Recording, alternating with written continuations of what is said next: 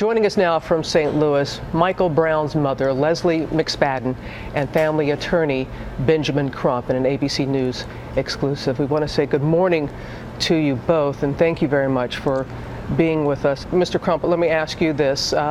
What has been the reaction from the family with these results that are now known?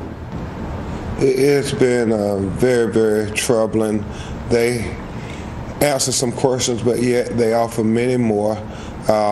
It confirms our worst fears that the witnesses were telling the truth, Robin, that her son was shot multiple times, and the most troubling is the headshot that, it's just not justified in any way, fashion, or form to execute this child. We should note that the examiner said, and these are his exact words, he was careful to say that these autopsy results by themselves do not assign blame or justify the shooting. This is one of 3 autopsy reports. The federal government will conduct one coming up. Explain the need for multiple autopsies.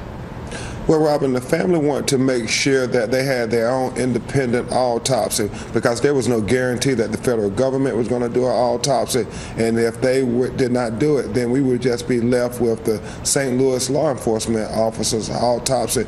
And Leslie nor Mr. Michael Brown Jr. wanted to rely on the same police department that executed her child in broad daylight. So there was the need to have an independent autopsy, and this independent autopsy showed that he was shot in his head, his eye, his arm, his hand, and it was very troubling to this family, so they had to get the truth out. Leslie, to hear what you are saying and what the preliminary results have shown, on Friday morning we spoke with the governor of Missouri. We also spoke with the police chief of Ferguson. This was following a peaceful night, Thursday night, in Ferguson. But then on Friday, they released the name of the officer. They also, Leslie, released the security camera video of your son. Were you aware that of that video and that they were going to release it at that time? No, I wasn't aware. I didn't know they were. And I feel like it has nothing to do with what he did to my child. Ron Johnson, who is the head of the Missouri Highway Patrol, said that he has spoken to you. Mm-hmm. We know that he spoke at the church, but has he privately talked to you and the family? Well, I did speak to him yesterday at the church. And what did he say to you, ma'am?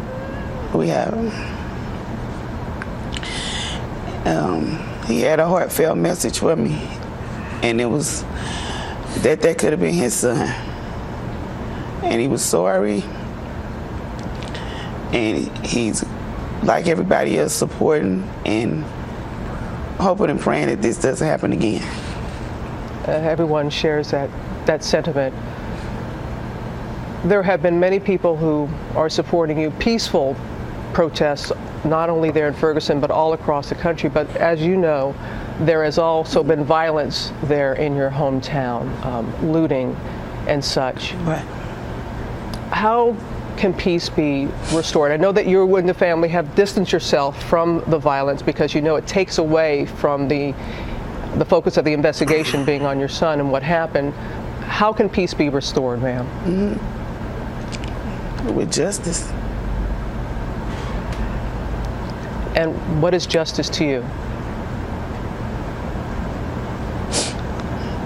Being fair, arresting this man and making him accountable for his actions. We thank you very much. I know it's an extremely emotional time, especially today with the results being released. We appreciate your time this morning, and Mr. Crump, thank you. Thank you both. Thank you. And the mother asked not to be, the questions of the autopsy to be directed to her. It was, you could see how painful it was for her. So painful. And they're going to have a press conference later this morning. Okay, Robin, thanks.